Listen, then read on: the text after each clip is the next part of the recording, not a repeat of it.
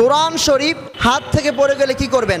আমরা অনেকেই দেখা যায় কোরআন শরীফ হাত থেকে পড়ে গেলে 1 কেজি 2 কেজি চাল দেই, কিংবা অনেকে দেখা যায় ফকিরকে দাওয়াত দিয়ে আমরা খাওয়াই, মনে করি কোরআন শরীফ হাত থেকে পড়ে গেলে এইটা করলে আমাদেরকে চলবে। দেখেন, কোরআন শরীফ হাত থেকে পড়ে গেলে 1 কেজি 2 কেজি 3 কেজি চাল দিলে চলে, কিংবা ফকিরকে খাওয়ালে চলে, মসজিদে 100 টাকা দান করলে চলে। এটি একটি ভুল চিন্তা, বরঞ্চ এটা কোরআন শরীফের সাথে একটি বেয়াদবি। কারণ আল্লাহর কিতাব জালিকাল কিতাবুল লা রাইবা ফি, এর মধ্যে কোনো ভুল নাই, সন্দেহ নাই। কোরআন শরীফ পড়ে গেলে আপনি আল্লাহর কাছে ইস্তেগফার করবেন, তাওবা করবেন, ক্ষমা চাইবেন, বরঞ্চ সতর্ক থাকা উচিত যাতে কোরআন শরীফের সাথে কোনো রকমের বেয়াদবি না হয়ে যায়।